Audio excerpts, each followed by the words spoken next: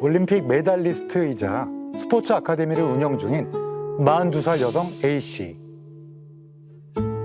어느 날 그녀에게 전화 한 통이 걸려왔습니다.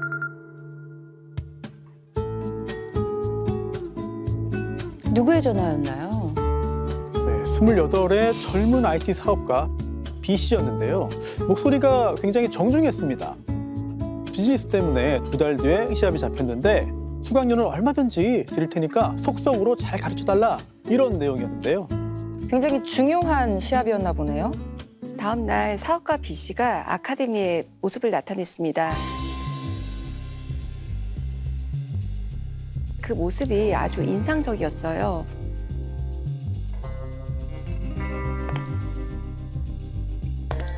앳된 얼굴의 청년이 건장한 경원들을 줄줄이 데리고 온 것입니다. 그런데 수업료와 장비 구입비로 2천만 원을 가져온 거예요. 아카데미 원장은 어디 똘똘하고 귀한 부잣집 도련님인가 보다. 수업의 두 번째 날이었습니다.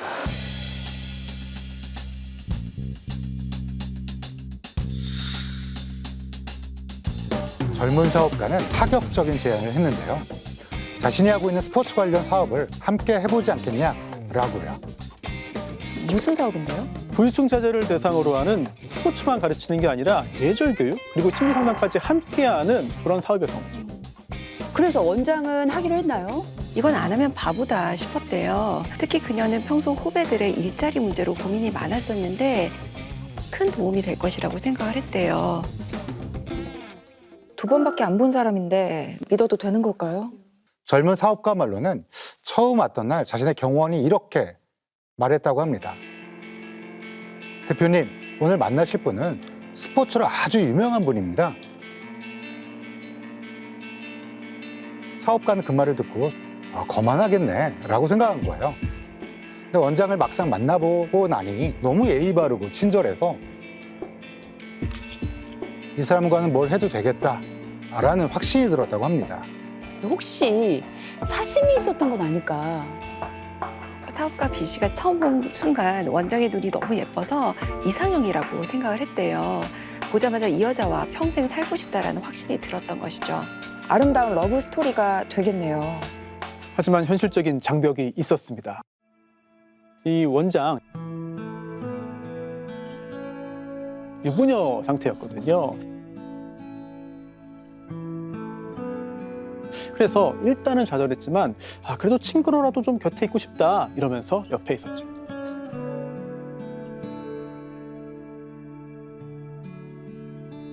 사실 당시 원장 A씨는 남편의 외도로 이혼 절차를 밟고 있는 중이었어요. 누구에게도 말 못한 상처를 친구가 된 B씨에게는 하나둘 털어놓게 된 거죠. 사업가 B씨의 입장에서는 기회가 온 거네요. 젊은 사업가는 지쳐있는 원장 곁에서 묵묵히 힘이 돼줬습니다. 그러다 상황이 정리될 때쯤 고백을 했죠. 처음 본 순간부터 사랑이었다. 이제 정식으로 만나고 싶다고요.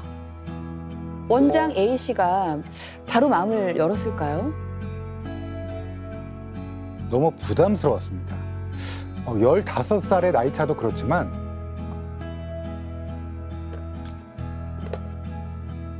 사업가의 집안이 너무 대단했거든요. 국내 굴지의 관광 카지노 회사가 있죠. P그룹의 회장의 혼외자다. 그러니까 혼외자. 숨겨진 재벌 3세다. 드라마 대본을 보는 것 같은데요. 커리어가 굉장히 화려합니다. 뉴욕에서 승마를 전공했어요. 우승을 막 휩쓸었고요. 부상으로 은퇴한 다음에 사업에 뛰어듭니다. 글로벌 IT 기업이죠. 엔비디아의 대주주가 되고요. 최연소 임원이 됐다는 거예요. 또 여러 가지 사업을 운영하고 있다. 그야말로 완벽한 영앤 리치가 아닌가. 사업가 B씨는 수억 원대 외제차와 명품 선물은 기본이고 A씨가 안고 있던 억대 빚까지 한 번에 정리해 주었습니다. 돈으로 아낌없이 표현을 한 거네요. 결정적으로 A씨의 마음을 흔든 건 연민이었습니다. B 씨는 암 투병 중이라며 피를 토하는 등 고통스러워하는 모습을 종종 보였거든요. 진짜 로맨스 영화 같은 이야기이긴 하네요.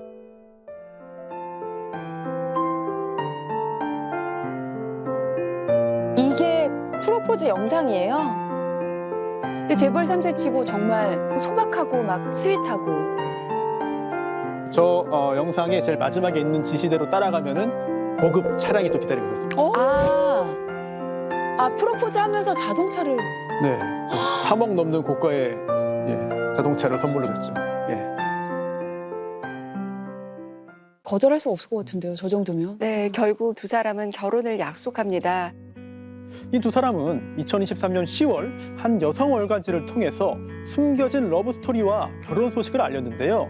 나이 차이나 살아온 환경의 다름으로 인해 어려운 점은 없으셨나요?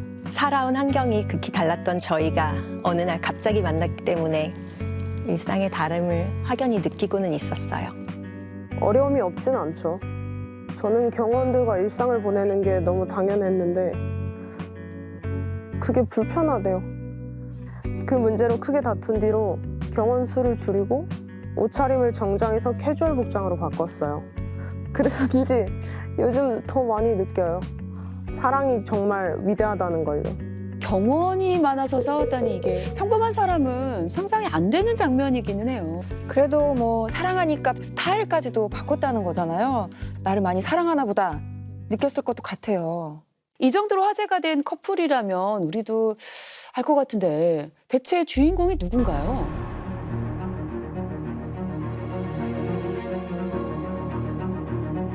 대한민국의 펜싱 영웅이죠. 남혜리 씨, 그리고 15살 연하의 예비 신랑이었던 전청조였습니다. 남자 맞아? 여자야? 약간 헷갈렸어요. 그래서 인터뷰를 진행한 기자도 목소리나 외모가 너무 앳된 느낌이다. 그렇다고 해서 남자 맞아요? 주민증 좀 보여주세요? 이렇게 할 수 없잖아요. 인터뷰는 누가 제안을 한 건가요? 당시 기자가요, 여러 유명인들에게 연락을 쭉 돌렸어요. 뭐 인터뷰 거리 있어요? 뭐 최근에 무슨 일 있어요? 한번 좀 만나주세요. 이렇게 했는데 남현희 씨에게 온 연락을 전청조가 대신 받았습니다. 그리고서는 인터뷰를 조율해서 실제로 실행을 한 거죠. 전청조가 이 모든 것들을 진행했습니다. 왜 그런 거예요? 네. 결혼을 준비하고 있었잖아요. 그래서 상견례도 잡아놨는데 그 직전에 다 취소했습니다. 실제 아들이 아니니까요. 그러다 보니까 남현희 씨가 의심을 할 수 있다고 전청조가 생각을 한 것 같아요. 그래서 그러한 의심을 잠재우기 위해서 인터뷰를 감행한 거죠. 이 인터뷰 내용이 온라인으로 공개가 되면서 전청조의 얼굴이 드러났잖아요. 결국 파멸로 이어지게 됩니다. 저도 기억이 나는데 이 기사가 나가자마자 인터넷 커뮤니티가 뒤집혔습니다. 전청조의 과거를 아는 이들의 제보가 쏟아졌는데요. 그중 대중을 가장 혼란스럽게 만든 것은 바로 성별 논란이었습니다.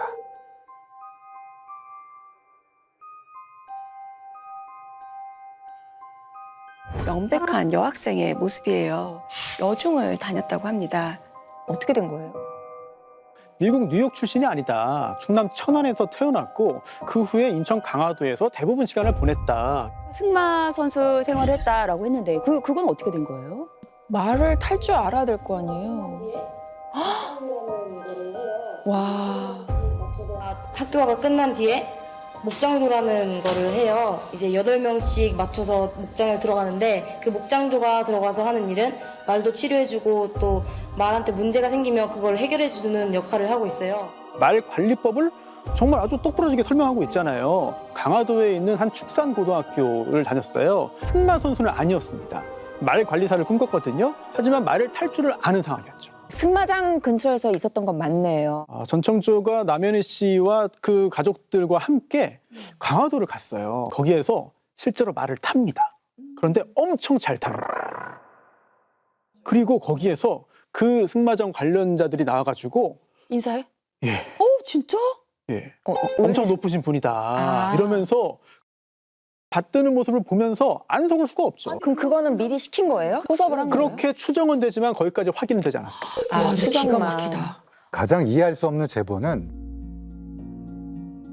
전청조의 결혼 이력이었습니다.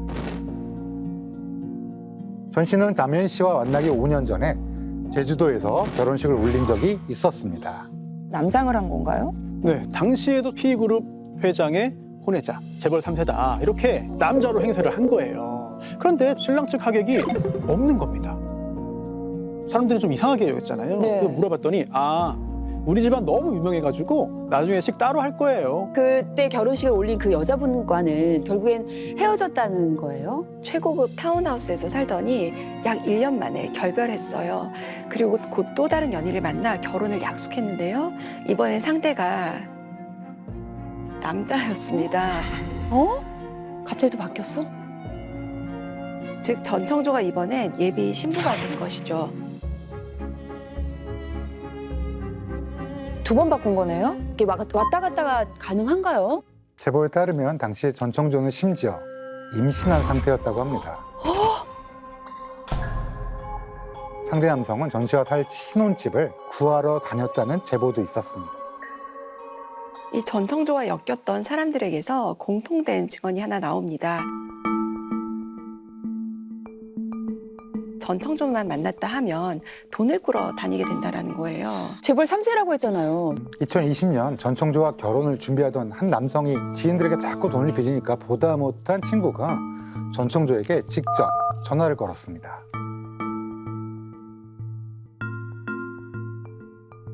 저랑 사고 쳤고 그래서 애가 생겼어요. 결혼해서 같이 함께 살아가려고 하면 집도 있어야 되고 아이를 키울 만한 서로의 능력이 충분히 있어야겠죠. 예절 교육 학원을 할 거고 사무실도 필요하고 하니 대출이 이루어질 것 같은데 제가 보증인으로 들어가면은 대출이 좀 꽤 나와요. 저희가 아시는 은행장님도 있고 해서 그렇게 제가 옆으로 껴가지고 하면 돈 좀 돼서 그걸로 저희가 지금 학원을 차리려고 준비 중이에요. 그러면 그 부분에 대해서 빌려를 주시겠다라는 거예요? 아직 혼인신고 안 찍었죠? 저희 했어요. 했으니까 제가 지금 이러고 있죠. 진짜로 뱃속에 아이가 있었나요? 전청조의 남편이 될 사람에게 임신 테스트기를 보여줬다는 거예요.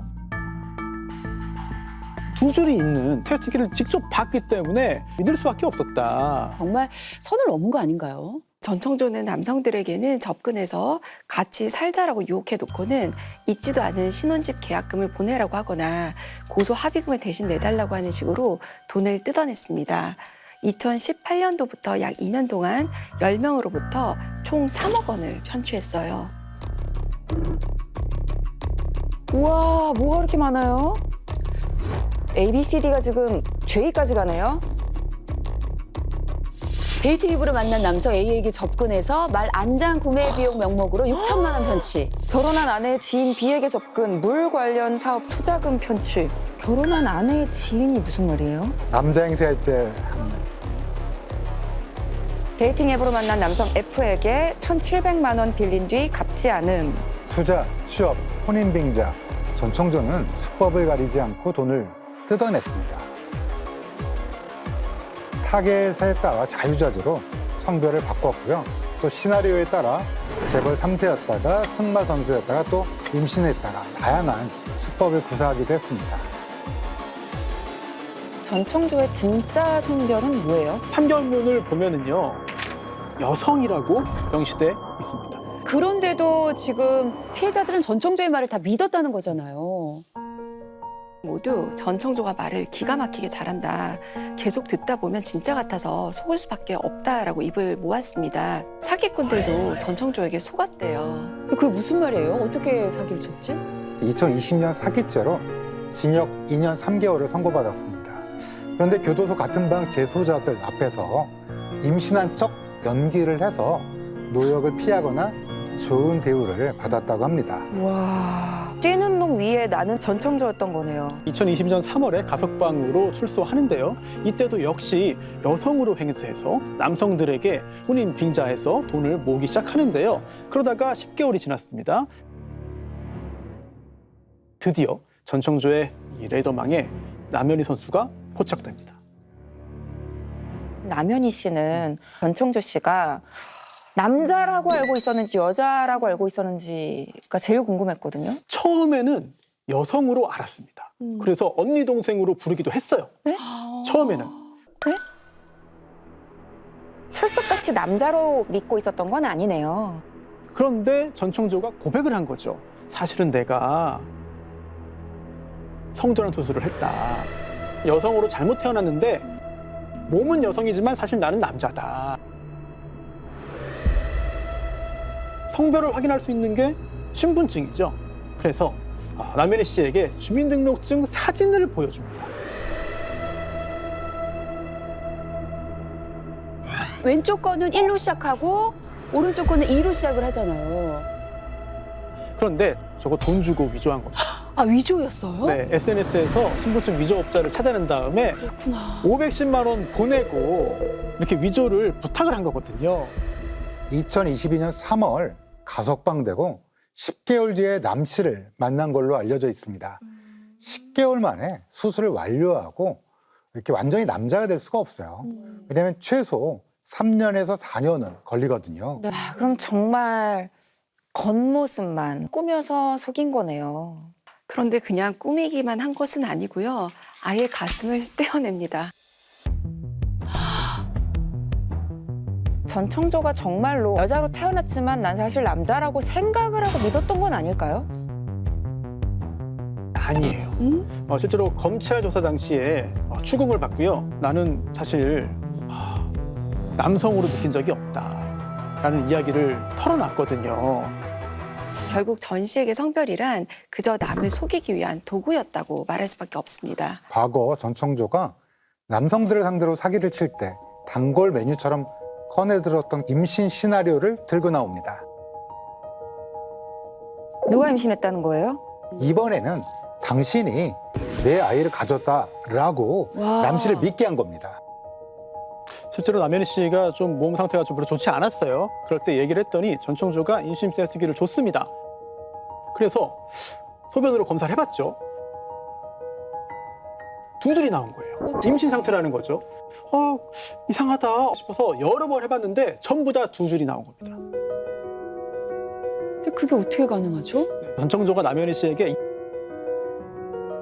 우리 집안에 남동생이 하나 있는데 고환을 내가 이식받았기 때문에 동생의 고환을 내가 이식받았기 때문에 임신이 가능한 거다. 다 자연스럽게 유성호 교수님을 쳐다보게 돼요. 고환은 미세한 혈관부터 정자를 운반한 정관, 수많은 신경구조가 아주 정밀하게 얽혀 있어서요. 이걸 하나하나 다 연결해서 재현하는 게 어렵긴 해요. 아주 드물게 일란성 쌍둥이에서는 보고된 바가 있습니다. 그렇지만 타인의 고환이 다른 사람에게 이식된다는 건 현대의학에서 실시된 바 없는 그런 영역이라고 생각하시면 됩니다. 궁금한 게 왜 임신 테스트기에서 2줄이 나온 거예요? 그 전청조가 몰래 구매한 장난감 임신 테스트기였어요. 수돗물만 이렇게 닿아도 2줄이 뜹니다. 그런 것도 있어요? 나중에 남현희 씨가 그 상황을 되짚어 보니 전부 포장이 뜯긴 상태의 것을 받았다고 해요. 이 사건 때문에 식약처에서는 해당 제품 수입을 전면 차단했습니다. 진짜 그거는 없애야겠네. 전청조는 남현희 씨와 동거를 시작한 뒤 자기개발이라는 것을 주제로 유료 강연회를 열었습니다. 거주 중인 최고급 주거시설 내에서 한 강연이었어요. 저는 시티의 회장님의 아들입니다. 저는 태어나자마자 병원이 있었고 태어나자마자 대학원도 싫어했고 또 태어나자마자 남들과 좀 다른 삶을 살았어요. 어렸을 때 1더하기를 배웠죠. 전 그거 안 배웠어요. 음식을 먹을 때 메인 포크와 메인 나이프는 무엇이니 회사에 문제가 생겼을 때 대처를 어떻게 해야 하는지 배웠어요.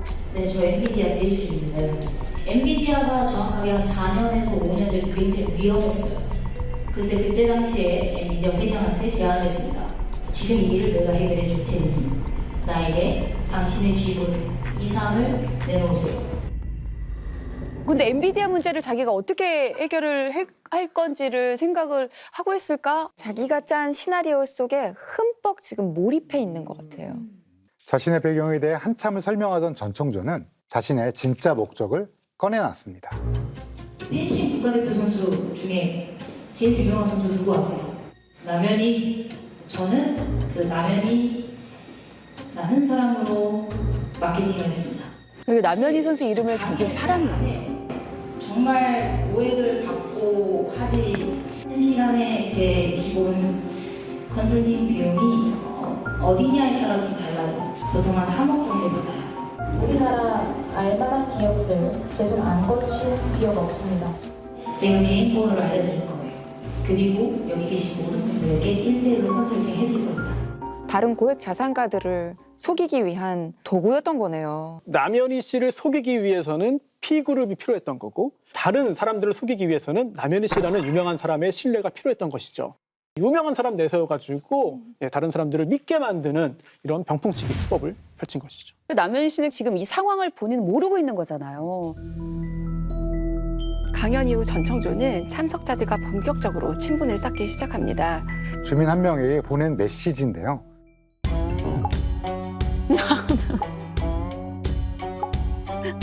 Why 앉아요? Your Instagram 봤어요? I am 실례예요. 요거 다시 봐도 열받네요. 너무 킹받아요. 그렇죠. 전 씨는요 대단한 재력가 행세를 하면서 무료 컨설팅을 제안을 해요. 아, 이 사람 돈이 있구나. 아, 이 사람 뭘 가지고 있구나. 이렇게 확인한 다음에 대출이라도 받을 수 있으면 그 사람을 표적으로 해가지고 사기시구나. 결정적인 화면 하나를 보여줘요. 이게 뭐야 진짜 돈. 이야. 근데 이걸 어떻게 읽어야죠? 일십, 백, 천만, 십만, 백만, 천만. 얼마예요? 51조죠. 51조. 51조. 그러니까 은행 잔고 앱을 보여주는 거죠. 51조라는. 저 프로그램이 따로 있더라고요. 저 위조하는 프로그램이. 우리나라 자산 1위 삼성 이재용 회장의 자산이 25조에서 30조 정도 되거든요. 전청조가 이재용 회장의 2배 정도 더 많아요. 부자네요. 네. 10억, 100억 넘어가면은 사실 다 못 세보지 않았나요? 의미가 없죠, 그 이후는. 그러니까 모르는 숫자잖아요. 일단 근데 당황하죠. 당황하지. 아, 세계적인 전기차 회사 있잖아요. 예. 그 모델에 내가 만든 IT 기술이 들어간다. 그래서 무조건 한 대 팔리면 나한테 인센티브 떨어진다. 또 카지노에서 자동으로 그 카드 패 섞는 기계 내가 만들어서 자고 일어나면 돈이 쌓인다. 내가 돈이 워낙 많으니까 대기업들이 투자해달라고 줄 서 있다. 그래서 나는 절대로 손해보는 투자 안 한다. 이렇게 얘기했던 거죠. 근데 이렇게 극단적으로 하는 이유가 뭐예요? 후광 효과라는 게 있어요. 메달리스트의 남편이 될 사람이고 저 정도의 재력가 배경이면 사실이겠지라고 생각하게 되는 거죠. 결국 최대한 많은 사람들에게서 최대한 많은 돈을 뜯어내기 위한 전청조의 전략이었던 것이죠. 근데 확실히 남현희 씨를 만난 이후로 사기 스케일이 좀 훨씬 많이 좀 커진 것처럼 보여요. 피해자는요, 이 강연을 들은 사람들뿐만이 아니었습니다. 남현희 씨 몰래 남 씨의 지인과 가족 또 펜싱학원 학부모들에게까지 접근을 했거든요. 교육 플랫폼에 투자해라, 내가 만든 앱이 있는데 투자해라, 비상장 주식에 있으니 투자해라, 사기를 치면서 남현희한테는 절대 이거 알리면 안 돼, 비밀로 해야 돼, 모든 사람한테 그렇게 했거든요. 그게 더 의심이 가지 않는. 내가 당신한테 좋은 투자 기회 줬는데 이거 남현희 씨가 알면 안 돼요, 싫어해요. 또 친척들한테는 내가 결혼 자금 모으려고 도와주는 거니까 절대 말하지 말고 나중에 짜잔하고 깜짝 쇼로 한번 해주자. 남현희 씨도 피해자인데 그 지인들까지도 싹 다 피해를 본 거네요. 자, 근데 누군가가 빨리 지금 이 폭주를 멈춰줘야 할 텐데요. 전청조의 발목을 잡은 건 아이러니하게 본인이 직접 응했던 그 인터뷰 기사였습니다. 직후에 전 씨의 과거가 낱낱이 폭로가 됐고 나도 당했다라는 피해자들이 본물 터지듯이 나오게 된 거죠. 확인된 피해자만 30여 명, 금액은 무려 35억 원에 달했습니다. 규모가 엄청나네요. 이렇게 쏟아질 증거 앞에 결국 전 씨에게 결별을 통보하고 동거하는 집에서 나왔습니다.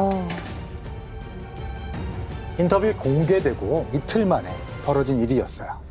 기껏 남현희 씨 그리고 주변 사람들을 다 속여놓고 왜 언론 인터뷰를 본인이 나선 거예요? 이게 스스로 무덤을 판 거잖아요.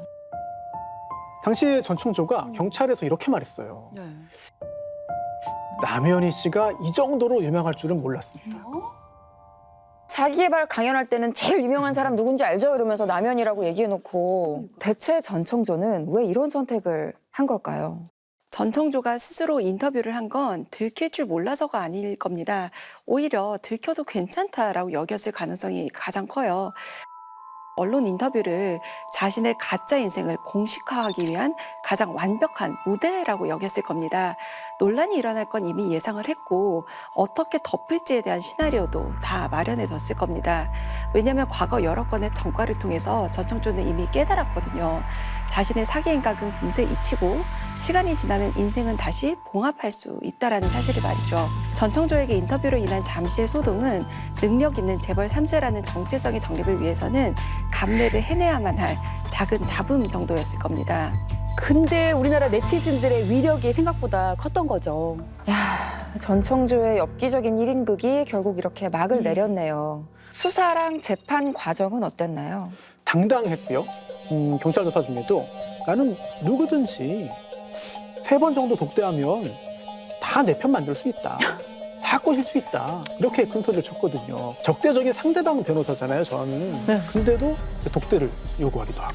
그런데 이제 문제가 전청조가 남현희 씨를 공범이라고 주장한 겁니다. 이미 자신의 성별을 다 알고 있었고 심지어 가슴 절제 수술도 남 씨가 부추긴 걸로 이렇게 주장한 거예요. 아, 억울해라. 근데 갑자기 왜 남현희 씨를 그럼 공범으로 끌어들이는 건가요? 전청조는 여러 건의 사기를 쳤지만 돈이 하나도 없었어요. 반면 남현희 씨는 재산이 그래도 있었습니다. 공범으로 만들어야 남현희 씨의 재산으로 피해자들에게 변제를 할 수 있다. 나는 좀 선처를 구하겠다. 정말 끝까지 너무 배신감이 드네요. 남현희 씨에게 손해배상 소송을 제기한 경우가 있었는데요. 남현희 씨 배상 책임 없다. 남현희 씨 역시 전청조의 실체를 전혀 알지 못했고 속은 피해자였다라고 법원에서 확정이 됐거든요. 엄청나게 마음고생이 심했을 것 같은데 다행입니다. 피해 금액이 무려 35억 원이었잖아요. 피해자들 이거 어떻게 돌려받죠? 피해 회복이 쉽지 않아 보여요. 지금 전청조의 재산이 없기 때문에 배상이 좀 어렵죠. 그리고 나중에 복역을 마치고 출소한 후에 갚을 능력이 있을까? 그럴 생각이 있을까? 사실 크게 기대하기 어렵습니다. 너무나 안타깝습니다. 사기꾼 하나 때문에 정말 많은 이들의 삶이 무너졌습니다. 전청조처럼 본인의 재력이나 부, 화려한 배경을 지나칠 정도로 과시하는 사람들은 각별히 조심할 필요가 있는 것 같습니다. 과도하게 자신을 과시한다는 건 역설적으로 내면이 텅 비어 있거나 감춰야만 할 추악한 진실이 있다는 강력한 신호일 수가 있거든요. 재판부는 전청조에게 최종적으로 징역 13년을 선고했습니다. 전 씨를 도왔던 경호원 1명에게도 징역 1년 6개월이 선고됐고요. 하지만 피해자들의 눈물을 닦아주기에는 한참 부족한 실정입니다. 부디 잘 이겨내고 다시 일어설 수 있기를 바랍니다.